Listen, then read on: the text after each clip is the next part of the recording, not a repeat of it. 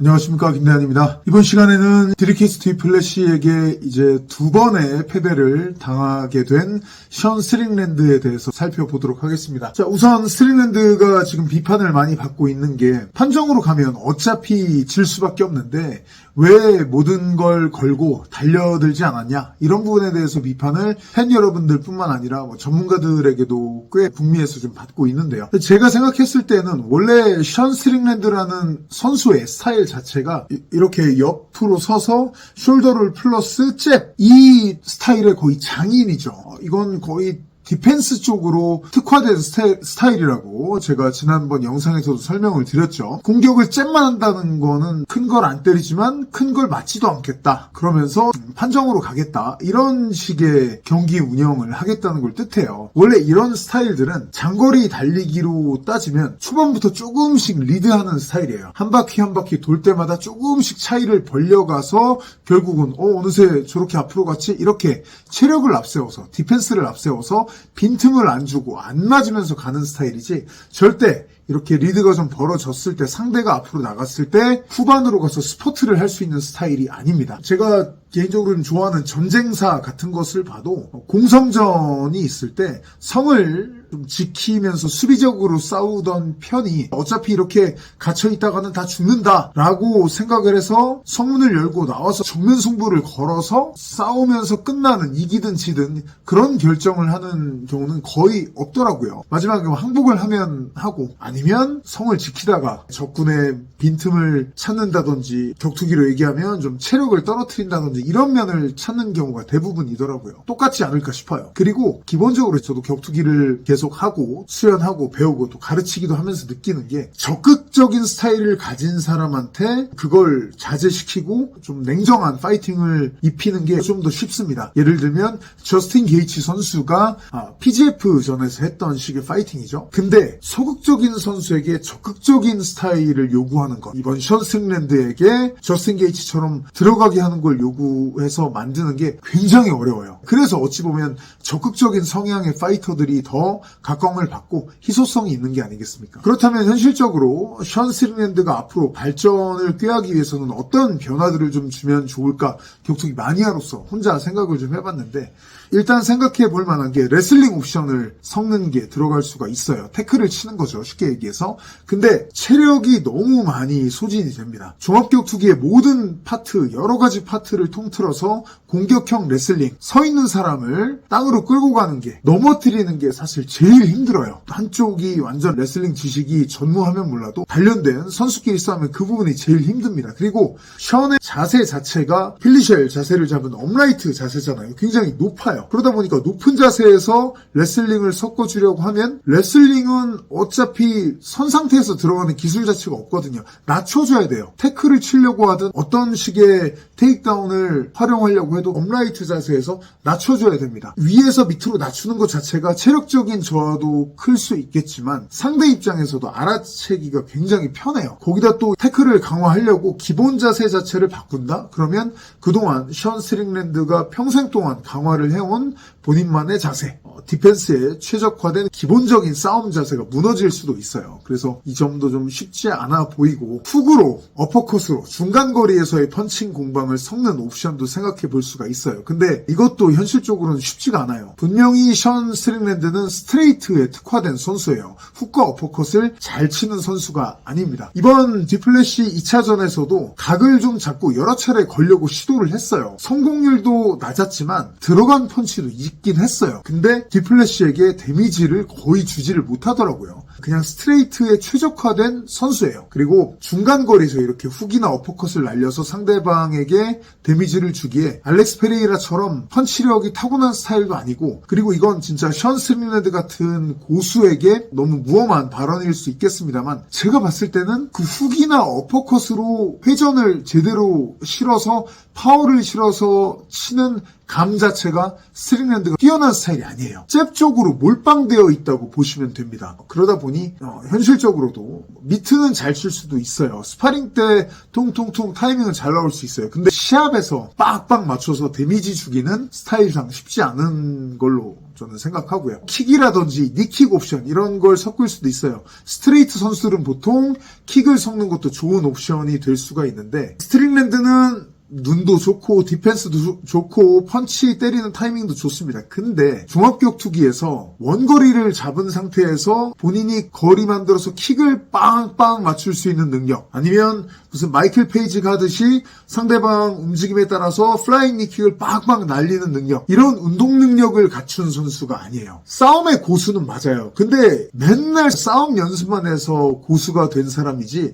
괴물 같은 NFL 선수 같은 신체 능력을 갖고 있어서 저절로 이것저것 다 할 수 있는 선수가 아니거든요. 예전에 미르코 크로캅처럼 매번 하이킥으로 빵빵빵 전매특허식으로 상대방을 계속 KO시키고 이러는 게 절대 쉬운 일이 아닙니다. 현대 UFC는 모든 선수들의 실력이 상향 평준화되면서 움직임 자체가 더 많아졌어요. 그리고 과거 프라이드가 열렸던 링에 비해서 넓은 옥타곤이기 때문에 큰 킥으로 큰 데미지를 주는 것 자체가 상당히 어렵습니다. 더 복잡해요. 세팅을 더 많이 해야 됩니다. 그 킥의 달인인 조제 알도도 커리어 후반으로 올수록 무시무시하던 레그킥이 WEC 시절에는 그렇게 불을 뿜던 레그킥이 사라지지 않았습니까? 션 스트링랜드가 하는 잽, 디펜스, 숄더롤, 필리쉘 자세의 그 파이팅 자체가 어찌 보면 괴물 같은 운동 능력을 갖고 있지 않은 션이 이 종합격투기라는 한 분야에 인생을 바쳐서 만들어온 예술 작품 같은 거예요. 근데 그 테두리 바깥으로 나가서 활발하게 스텝 밟으면서 킥 세팅하려고 그러고 플라잉이 해보려고 그러고 이러면 상대방을 맞추기에는 스피드나 순간적인 폭발력 이런 게 확실히 부족해 보이고, 역시 아까와 마찬가지로 그동안 만들어 놓은 철옹성 같은 그 디펜스가 또 깨질 수도 있습니다. 그래서 현실적으로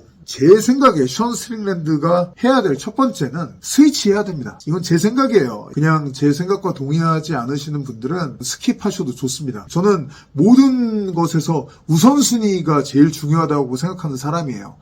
종합격투기야말로 진짜 어떤 격투 스포츠 종목 중에서 우선순위가 정말 중요하다고 저는 생각을 하거든요.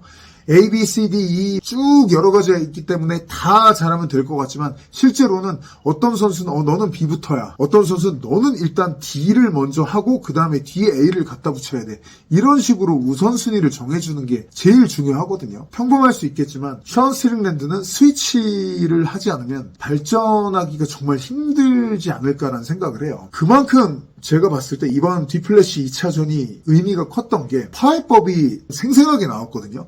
그 전까지의 션에 대한 파해법이 구전이나 아니면 문서 정도로 전해졌다면 이번에는 완전 생생한 영상으로 교본으로 디테일하게 쫙 나왔어요. 그래서 앞으로 션 스트링랜드와 싸우는 어떤 선수든지 어느 정도인지 차이는 있겠지만 분명히 디플래시 2차전을 참고해서 응용해서 나올 거예요. 그만큼 의미가 컸어요. 제가 좋아하는 마이크 타이슨이 치명적인 약점을 드러내면서 졌던 게 제일 첫 번째 경기가 제임스 더글라스한테 진 건데 그때는 그게 그렇게 크게 안 와닿았었는데 이밴더 홀리필드에게 두 차례 지면서 완전 만천하에 드러낸 게 타이슨을 이기려면 뒤로 빠지지 말고 커버 올리고 앞으로 가서 타이슨을 뒤로 밀어야 된다. 몸싸움을 걸어서 뒤로 밀어야 한다는 공식이 홀리필드와의 두 차례의 경기를 통해서 나왔어요. 그리고 이 전략을 가져온 모든 상대들은 그 후에 마이크 타이슨을 다 이겼습니다. 분명 저도 타이슨 팬입니다. 근데 마이크 타이슨의 팬 여러분들이 다 노쇠해서 그렇다, 늙어서 그렇다.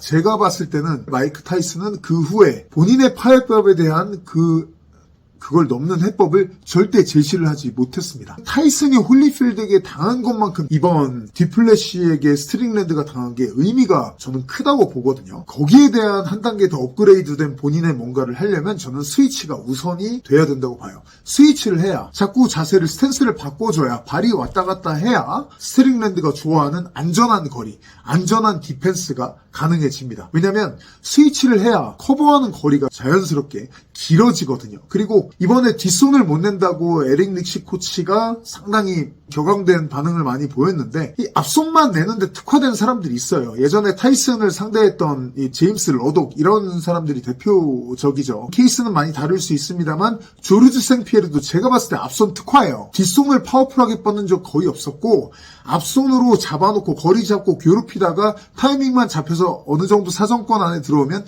테이크다운으로 쳐서 승부를 봤어요. 이렇게 타고난 선수들이 있습니다. 이런 선수들에게 무리하게 그 자세 그대로 유지하면서 뒷손을 박으라고 하는 것보다 더 좀 효과적으로 할 수 있는 건 스위치를 자꾸 섞어서 앞손이 뒷손 되고 뒷손이 앞손 되고 이러면서 타이밍을 뒤섞이게 만드는 거예요. 그러면서 자기만 아는 타이밍들을 만들어서 더 어지럽게 만들다가 한 번씩 뒷손을 내면은 훨씬 더 상대방에게 눈치채이지 않고 스트링랜드 마음에 불안함이 없이 뒷손도 낼 수가 있고 상대방을 흐트러뜨릴 수가 있다고 생각을 하거든요. 스트링랜드의 또 하나의 약점은 앞뒤로의 파이팅만 좀 많이 한다는 거고 대각으로 사이드로 이동하는 파이팅의 비율 자체가 적다는 건데 이 스위치를 하게 되면 본질적으로 갑자기 사각이 많이 잡힐 수가 있습니다. 물론 스트링랜드한테도 공격이 날아올 수 있는 사각이 잡힐 수도 있는데 이건 워낙 디펜스가 좋고 눈이 좋기 때문에 상당 부분 해결할 수 있을 거라고 보고 오히려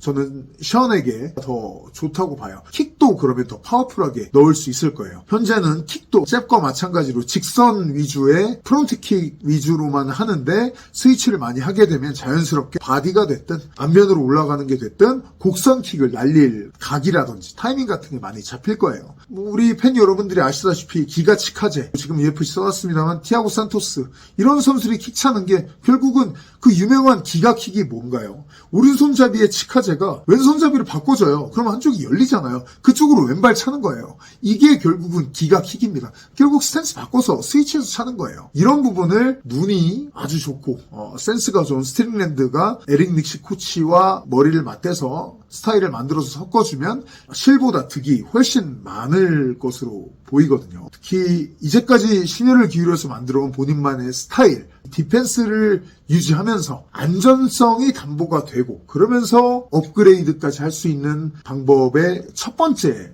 단계가 아닐까. 그만큼 중요하다고 생각하는데 사람은 누구나 저 포함해서 누구나 그렇듯이 바뀌기가 좀 어렵잖아요. 변화가 어렵잖아요. 근데 션 정도의 거물이면 한 분야의 장인이면 역시 현실적으로 분명히 쉽지는 않다고 생각을 합니다. 아까 말씀드렸던 신체 능력이 괴물 같았던 마이크 타이슨도 본인의 파해법에 대한 대처법은 아무것도 보여주지 못하고 커리어를 마무리했습니다. 그저 하던 대로 하다가 장렬히 전사하는 모습만 매번 보여줬었어요. 신체적 능력이 안 돼서 그렇다. 신체적 능력과 별개로 뭔가 다르게 들고 나왔는데 이게 신체적 능력이 안 돼서 저 방법 자체는 좋은데 이게 안 되네 이제 늙어서 이런 모습 하나도 없었어요. 그냥 똑같은 것만 하다가 장렬히 전사하기만 했었거든요. 이게 사실 많이 나오는 모습입니다. 누구나 뭐 커리어 중반 후반으로 가서 핸드폰 업그레이드 하듯이 컴퓨터 업그레이드 하듯이 사람이 쫙쫙쫙 업그레이드 될 수 있는 게 저는 아니라고 보거든요. 그냥 하는 사람이 대단한 거지 모든 이에게 그걸 요구할 수는 없다고 봐요. 그리고 멘탈적인 부분도 저는 중요하다고 생각해요. 어느 정도 본인의 안전한 틀에서 나와서 뭘 해봐야 가능한데 쉽지 않은 거거든요. 제 스스로가 되게 겁 많고 UFC 선수 같은 기량도 없고 그냥 격투기를 좋아하는 사람 입장에서 봤을 때는 현실적으로는 이 스위치부터 단계 밟아 나가 보면 어떨까라는 생각을 해봤습니다. 오늘 영상은 여기까지 하겠고요. 다음 시간에 또 찾아뵙도록 하겠습니다. 감사합니다.